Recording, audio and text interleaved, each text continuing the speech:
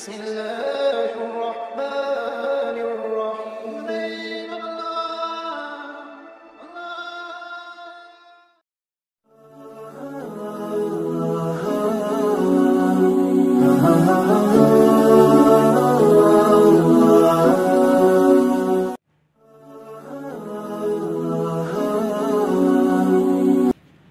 خلیفہ دوم حضرت عمر فاروق رضی اللہ تعالی عنہ مسلمانوں نے اپنے دور کی سب سے بڑی طاقت کو شکست دی تھی، اور یہ شکست عین میدان جنگ میں ہوئی تھی۔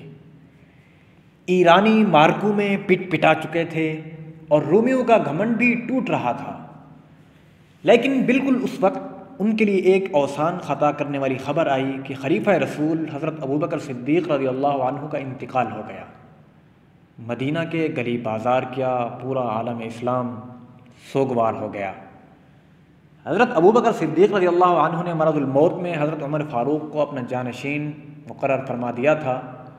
انتقال کے بعد باقاعدہ سب مسلمانوں نے بیعت کی۔ حضرت عمر نے کام شروع کر دیا۔ عرب کے اندرونی حالات تو حضرت ابوبکر ہی کے زمانہ سے ٹھیک ہو گئے تھے، تاہم ایران اور شام کا معاملہ ابھی تک ابتدائی حالت میں تھا۔ گزشتہ میں ہم نے دیکھا کہ حضرت ابوبکر صدیق کے حکم سے حضرت خالد بن ولید شام چلے گئے تھے اور ان کی جگہ حضرت مثنی لشکر کے سردار مقرر ہوئے تھے۔ حضرت خالد بن ولید کے روم روانہ ہونے اور مسلمانوں کی فی الحال توجہ رومیوں کی طرف بڑھ جانے کے درمیانی وقفے کو ایرانیوں نے غنیمت جانا اور اپنی حالت درست کی، اور ایک نئے کمانڈر ہرمز کی ماتحتی میں 10,000 فوج مسلمانوں سے لڑائی کے لیے بھیجی۔ حضرت مثنی بھی اپنے مسلمان سپاہیوں کو لے کر آگے بڑھے۔ بابل کے مقام پر مقابلہ ہوا۔ ایرانیوں نے اگرچہ ہمت دکھانے اور بہادری سے لڑنے کی قسمیں کھا رکھی تھیں، مگر مسلمانوں نے ان کو میدان جنگ سے بھاگنے پر مجبور کر دیا۔ اس کے بعد انہوں نے پھر کمر کسی اور پہلے سے زیادہ فوج میدان میں بھیجی، تو حضرت مثنی نے دربار صدیقی میں جا کر ان کی تیاریوں کے احوال سنائے۔ اس وقت حضرت ابوبکر صدیق تو بستر مرض پر تھے، تاہم حضرت عمر کو تاکید فرمائی کہ اس طرف توجہ دو۔ لہٰذا اب خلیفہ بنتے ہی حضرت عمر نے حضرت ابو عبیدہ ثقفی رضی اللہ عنہ کو فوج دے کر ایران کی طرف بھیجا۔ ابتدائی تمام لڑائیوں میں مسلمانوں کو فتح ہوئی۔ جنگ کا یہ رنگ دیکھ کر ایرانی سردار رستم غیظ و غضب میں آ گیا اور اپنے کمانڈر بہمن جادویہ کو 30,000 کی زبردست فوج دے کر روانہ کر دیا۔ یہ ساری فوج ہاتھیوں پر سوار تھی۔ ان خونخوار ہاتھیوں کو دیکھ کر اور ان کی چنگھاڑیں سن کر مسلمانوں کے گھوڑے بدکنے لگے۔ مسلمانوں کے کمانڈر نے آواز لگائی اور مسلمان پھر گھوڑوں سے کود پڑے اور تلواریں ہاتھوں میں لے کر ان ہاتھی سوار لشکریوں پر ٹوٹ پڑے۔ خود مسلمانوں کے کمانڈر حضرت ابو عبیدہ نے ایک ہاتھی پر حملہ کیا تو وہ بل بلا کر ان کی طرف دوڑا اور ان کے سینے پر پاؤں رکھ کر انہیں کچل ڈالا، جس سے ان کی پسلیاں چور چور ہو گئیں۔ اس وقت ایرانی اپنی تیاری اور تعداد کی برتری پر خوب جوش و خروش سے لڑ رہے تھے اور ان کا پلہ بھاری محسوس ہو رہا تھا۔ ایک مسلمان کو خیال ہوا کہ پیچھے پل ہے، کہیں مسلمان راہ فرار اختیار کرنے کا نہ سوچنے لگے۔ یہ خیال آنا تھا کہ اس نے آگے بڑھ کر پل توڑ دیا، مگر یہ تدبیر بجائے فائدے کے نقصان کا باعث بنی اور مسلمانوں کے کوئی 4,000 کے قریب لوگ اس وجہ سے شہید ہوئے۔ وہ تو حضرت مثنی رضی اللہ عنہ نے حواس باختہ ہونے کی بجائے ثابت قدمی دکھائی اور ایک طرف دشمن کی فوج کو روک کے رکھا اور دوسری طرف جلد از جلد پل بنوایا تاکہ بقیہ لوگ اسے پار کر سکیں۔ ان کی اس جمع ہمتی سے باقی لوگ تو بچ گئے، مگر اس روز کی لڑائی میں مسلمانوں کے تقریباً 6,000 فوجیوں نے جام شہادت نوش کیا۔ خون مسلم کو یوں بہتے دے کر بقیہ مسلمان غم و پریشانی سے لبریز ہو گئے۔ ادھر ساتھ ہی حضرت عمر رضی اللہ عنہ نے مدینہ سے مزید فوجی کمک بھیجی۔ دوبارہ لڑائی ہوئی۔ اب مسلمان میدان کے فاتح ٹھہرے اور دشمن نے حسب سابق شکست کا منہ دیکھا اور خود ان کا سردار مہران بھی مارا گیا۔ سردار کی موت سے پورا ایران دہل کر رہ گیا۔ وہم پرست تو تھے ہی کہنے لگے کہ سارا ببال اس عورت کی وجہ سے آ رہا ہے جس کو ہم نے ملکہ بنا رکھا ہے۔ اسے حکومت سے اتار کر ایک نوعمر یزدگرد کو بادشاہ بنایا گیا۔ سپہ سالار رستم نے بھی کمانڈروں کا سہارا چھوڑا اور ان کے کندھے استعمال کرنے کی بجائے خود میدان میں آ کر فوجوں کی قیادت کرنے لگا۔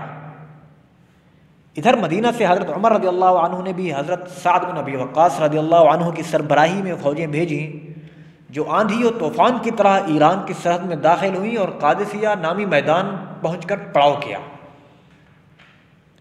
اسلامی دستور کے مطابق انہیں دین اسلام کی دعوت دی گئی، نہ مانے، صلح کی پیشکش کی، نہ مانے، جزیہ کا حکم سنایا، نہ مانے۔ لہٰذا اب وقت تھا کہ انہیں مسلمانوں کی تیز دھار تلواروں کا مزہ چکھایا جائے، مگر دشمن کے پاس ہاتھیوں کی صورت میں وہ بلائیں تھیں کہ جن کا مقابلہ مشکل تھا۔ لہٰذا اگلے روز مسلمانوں نے اپنے اونٹوں پر کالے کالے بڑے کپڑے ڈال کر انہیں کوئی ہیبت ناک دیو بنا دیا جو دشمن کی طرف چلے آ رہے تھے۔ یہ منظر دیکھ کر ایرانیوں کے ہاتھی بدکنے لگے اور پلٹ کر اپنے ہی لوگوں کو روندنے لگے۔ ایرانیوں کی جان عذاب میں آ گئی۔ تیسرے دن مسلمان تلواریں لے کر شروع ہو گئے اور ہاتھیوں کو مار مار کر بھگا دیا۔ اسی طرح پورا دن اور مکمل رات لڑائی جاری رہی۔ دوسرے دن ظہر کے وقت ایرانی بالآخر بھاگ نکلے۔ مسلمانوں نے بڑھ کر ایرانی جھنڈا چھین لیا۔ رستم زخم کھا کر بھاگا اور نہر میں کود کر بھاگنا ہی چاہتا تھا کہ بلال بن عرفہ نامی ایک مجاہد نے پکڑ کر قتل کر ڈالا۔ اس لڑائی میں 3000 ایرانی مارے گئے۔ حضرت عمر کو اس لڑائی کی بڑی فکر تھی۔ جب فتح کی خبر ملی تو خوشی سے نہال ہو گئے۔ دراصل قادسیہ کی فتح نے ایرانیوں کی کمر توڑ دی تھی۔ بعد کے حالات نے یہ بات ثابت کر دی، کیونکہ اس کے بعد صرف ایک تو چھوٹی چھوٹی لڑائیوں کے بعد مسلمانوں نے ایران کے پایہ تخت مدائن پر قبضہ کر لیا۔ یزدگرد پہلے ہی بھاگ چکا تھا، جو رہ گئے تھے انہوں نے اطاعت قبول کر لی۔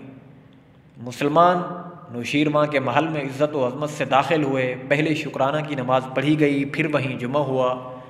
مدائن میں دولت کی کوئی حد نہ تھی۔ 5واں حصہ جب مدینہ شریف پہنچا تو درہم و دینار کے علاوہ ہیرے جواہرات کے ڈھیر لگ گئے۔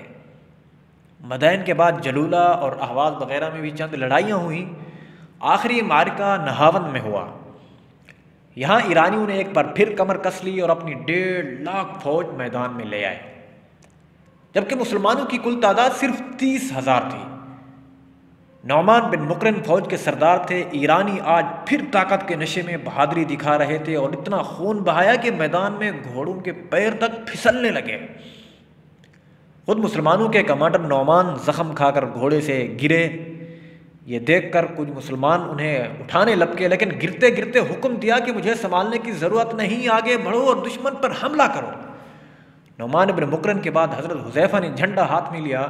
شام ہوتے ہوتے ایرانی شکست کھا کر بالآخر بھاگ نکلے۔ مسلمانوں نے ہمدان تک ان کا پیچھا کیا اور اس پر بھی قبضہ کر لیا۔ فتح کے بعد ایک سپاہی اپنے کمانڈر حضرت نعمان کے پاس سے گزرا، دیکھا تو آخری وقت تھا، سر اٹھا کر اپنی گود میں رکھا تو حضرت نعمان نے آنکھیں کھول دیں۔ فوراً پوچھا جنگ کا کیا ہوا؟ سپاہی نے کہا فتح۔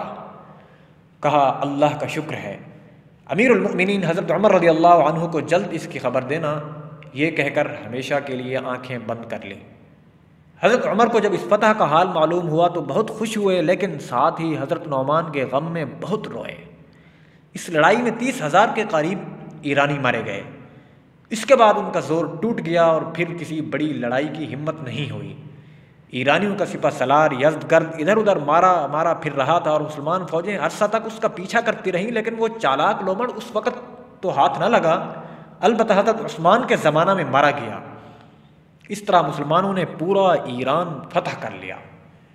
اب باری تھی شام کی۔ حضرت ابوبکر صدیق رضی اللہ عنہ کے زمانہ میں رومی اپنے پرپرزے نکال رہے تھے، لہذا ان سے دریائے یرموک کے کنارے لڑائی ہوئی۔ اسی وجہ سے اس جنگ کو یرموک کہا جاتا ہے۔ اس جنگ میں دشمن کی فوج اسلامی لشکر سے 5 گنا زیادہ تھی، یعنی ہر مسلمان نے ایک وقت میں 5 آدمیوں سے لڑنا تھا، مگر مسلمان اللہ پر بھروسہ کر کے میدان عمل میں اترتے ہیں، لہذا چند ہی حملوں میں مسلمانوں نے رومیوں کی قوت توڑ دی۔ حضرت عمر کے زمانہ میں حضرت خالد کی جگہ ابو عبیدہ بن جراح یرموک کے سپہ سالار بنائے گئے۔ ان کی مشترکہ کوششوں سے رومیوں کی رہی سہی طاقت بھی ختم ہو گئی اور سارا ملک شام مسلمانوں کے قبضہ میں آ گیا۔ دمشق میں بہت دن لگے، لیکن حضرت خالد بن ولید رضی اللہ عنہ کی جہد مسلسل سے بالآخر وہ دن بھی آیا جب اسلامی فوجیں دمشق شہر میں داخل ہو رہی تھیں۔ بزدل اور مکار دشمن نے جو یہ دیکھا تو فوراً مسلمانوں کے کمانڈر حضرت ابو عبیدہ کے پاس گئے اور ان سے صلح کر لی۔ یہ وہ وقت تھا جب حضرت ابو عبیدہ کو حضرت خالد کے اس کارنامے کا علم نہ تھا کہ وہ فتح کرتے کرتے آدھا شہر قبضے میں لے چکے ہیں، اور یہ صلح بقیہ شہر کو بچانے کے لیے ایک دھوکہ کے طور پر استعمال کی جا رہی ہے۔ تاہم پھر بھی مسلمانوں نے اپنی اس صلح کو برقرار رکھا۔ پھر مسلمان اللہ کا پیغام دیتے ہوئے ان دیار کو اسلام کے آفاقی پیغام سے نوازتے چلے گئے اور روم کے شہر حمص، قنسرین، قیصاریہ وغیرہ کو فتح کرتے کرتے سیدھے فلسطین جا پہنچے اور اس کے مختلف شہروں کو فتح کر کے بیت المقدس کا محاصرہ کر لیا اور اپنے قبلہ اول کے گرد اسلامی فوجوں نے پڑاؤ کر لیا۔ وہاں کے لوگوں نے کہا کہ اگر خلیفۃ المسلمین خود یہاں آتے ہیں تو ہم صلح کے لیے تیار ہیں۔ یہ سن کر حضرت عمر نے حضرت علی کو اپنا قائم مقام بنایا، مدینہ سے چلے اور سیدھے فلسطین جا پہنچے۔ جابیہ کے مقام پر سرداروں نے مل کر صلح نامہ تیار کیا۔ حضرت عمر فاروق بیت المقدس گئے اور جا کر مسلمانوں کے قبلہ اول کو صلیب کے پرستاروں سے چھڑایا اور اسلام کے فرزندوں کے حوالے کر دیا۔ اب مسلمان رومیوں کے دارالحکومت انطاکیہ میں اپنا جھنڈا گاڑ چکے تھے، جسے دیکھتے ہی بقیہ تمام رومی بھی مرعوب ہو گئے اور ان کا بادشاہ قیصر روم بدحواسی کے عالم میں بھاگا اور سمندری راستے قسطنطنیہ چلا گیا۔ اس طرح اللہ سبحانہ و تعالیٰ نے سارا ملک شام مسلمانوں کے ہاتھوں میں دے دیا۔ مصر بھی رومیوں کے ماتحت تھا۔ حضرت عمرو بن العاص رضی اللہ عنہ نے حضرت عمر فاروق رضی اللہ عنہ سے خصوصی اجازت لی اور 4000 مسلمان فوج لے کر اس کی طرف گئے۔ پہلی لڑائی کے بعد یہاں کا بادشاہ مقوقس قلعہ بند ہو کر بیٹھ گیا اور بسیار کوشش کے باوجود فتح نہ ہو سکے، تو حضرت عمر نے حضرت زبیر و مقداد رضی اللہ عنہما کو 10,000 کی فوج دے کر اس طرف بھیجا۔ 7 مہینوں تک مسلمان مسلسل کوشش کرتے رہے مگر قلعہ فتح نہ ہو سکا۔ بالآخر مسلمانوں کے سردار حضرت عبید نے قلعہ کی طرف پھلانگ کر خود کو قلعہ پار کرایا اور وہاں پہنچ کر دروازہ کھول دیا۔ بس پھر کیا تھا، ساری اسلامی فوج قلعہ میں داخل ہو گئی۔ مقوقس نے یہ صورتحال دیکھی تو امان مانگ لی۔ مسلمانوں نے امان دے دی۔ اس وقت مقوقس ایک عجیب مخمصے میں پھنس گیا۔ ادھر سے وہ مسلمانوں سے امان مانگ کر ان کی پناہ میں آ رہا تھا، ادھر سے ان کا رومی بادشاہ اسے مسلمانوں سے لڑنے پر مجبور کر رہا تھا، اور اس سلسلے میں ایک بڑی فوج مصر کی طرف بھیجی۔ تو مقوقس نے مسلمانوں کے ایک سردار حضرت عمرو بن عاص سے کہا کہ اصل میں ہم آپ سے لڑنا نہیں چاہتے مگر بادشاہ کے حکم کے آگے مجبور ہیں، ہمیں لڑائی میں تو آنا پڑے گا مگر تم ہمیں قتل نہ کرنا۔ مسلمانوں نے اسے بھی منظور کر لیا۔ اب صورتحال یوں بنی کہ رومیوں نے سمندری راستے سے آ کر اسکندریہ کو گھیر لیا۔ پیچھے سے سمندر کے تمام راستے کھلے ہیں۔ رومیوں کو ان کے بادشاہ کی طرف سے مسلسل غذائی، فوجی اور ہر طرح کی ضرورتیں باہم پہنچائی جا رہی ہیں۔ مسلمان کافی عرصہ تک شہر کے سامنے پڑاؤ کیے رہے، بالآخر صلح ہو گئی اور مسلمان مصر کی طرف واپس آ گئے۔ اب سارے ملک پر مسلمانوں کی حکومت تھی۔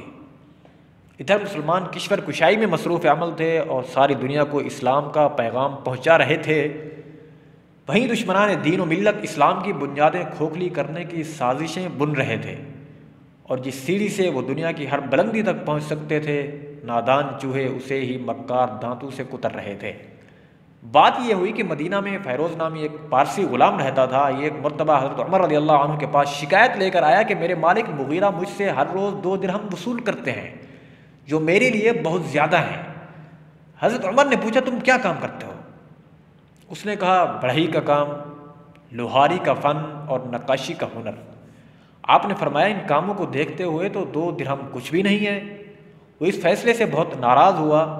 دوسرے دن حضرت عمر صبح کی نماز پڑھانے کھڑے ہوئے تو اس نے آگے بڑھ کر آپ پر خنجر کے کئی وار کیے۔ جب تک لوگ اس کو پکڑنے لگے تو اس بپھرے ہوئے وحشی نے کئی اور آدمیوں کو زخمی کیا۔ آخر بڑی مشکل سے ہاتھ آیا، لیکن ابھی کچھ ہونے بھی نہ پایا تھا کہ خود کو خنجر مار کر مر گیا۔ زخم لگنے کے تیسرے دن بدھ کے روز 27 ذی الحج 23 ہجری کو حضرت عمر نے شہادت پائی اور حضرت عائشہ رضی اللہ عنہا کے حجرہ میں رسول اللہ صلی اللہ علیہ وسلم کے پاس دفن کیے گئے۔ آپ نے کل 10.5 برس حکومت کی۔ اور اسلام کی وہ خدمت کی کہ جب وہ دنیا سے جا رہے تھے تب 22,51,030 مربع میل زمین پر اسلامی پرچم لہرا رہا تھا۔